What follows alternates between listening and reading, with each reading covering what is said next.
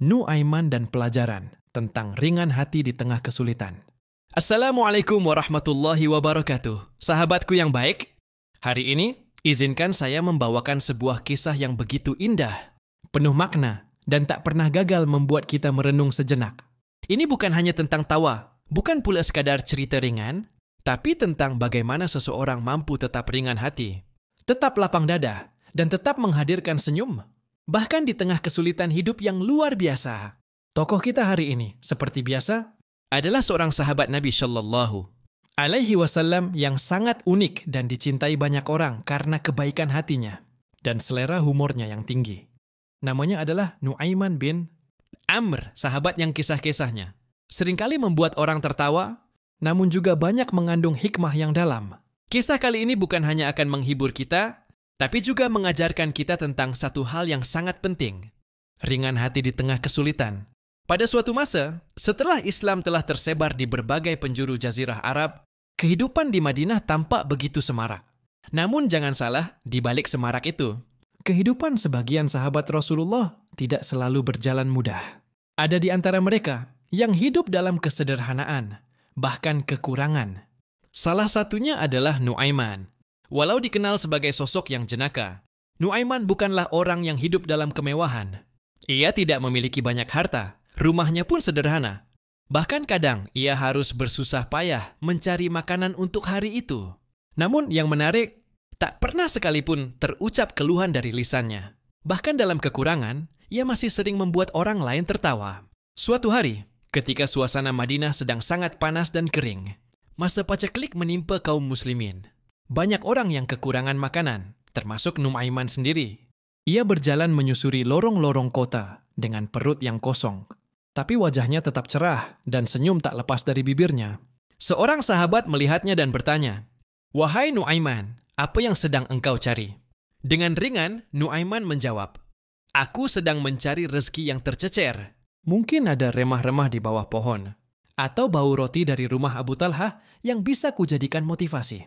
Mendengar itu, sahabat tersebut tertawa, namun juga merasa iba. Ia pun mengajak Nu'aiman ke rumahnya dan memberinya makanan.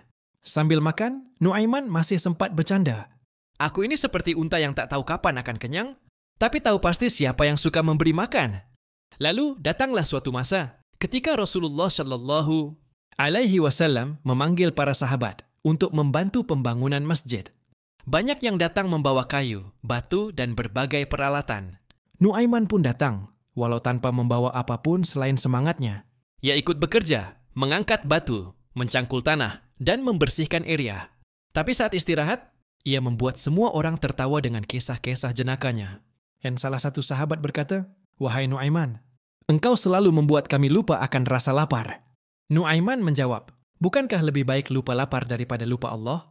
Jawaban itu membuat semua sahabat terdiam sejenak, lalu tersenyum. Kisah tak berhenti di situ. Pernah suatu malam, Nu'aiman tidur di serambi masjid karena tidak memiliki tempat tinggal tetap.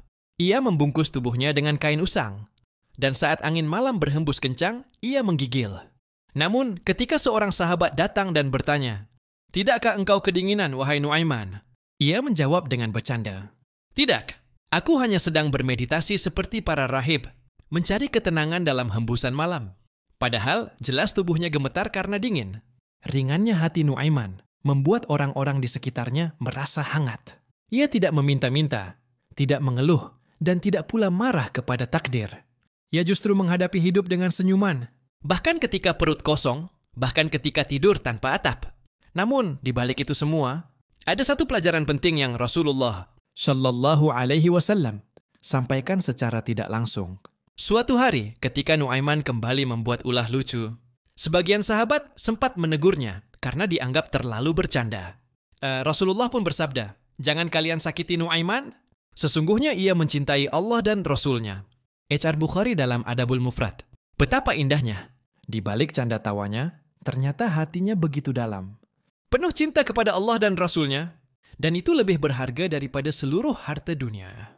Sahabatku, dari kisah ini, kita belajar bahwa hidup tak selalu mudah. Kadang kita diuji dengan kekurangan, keterbatasan, dan ujian yang berat. Namun, lihatlah Nu'aiman. Ia tidak kaya harta, tapi ia kaya senyum. Ia tidak memiliki rumah megah, tapi hatinya lapang seperti lautan. Ringan hati bukan berarti tak merasakan perih, tapi tetap memilih bersyukur, tetap memilih tersenyum, dan tetap memberi makna pada hidup orang lain. Meski hidup kita sendiri sedang berat. Pesan moral dari kisah ini adalah jangan biarkan kesulitan membuat hati kita menjadi sempit. Belajarlah dari Nuaiman untuk tetap ringan hati, tetap ceria, dan tetap dekat dengan Allah.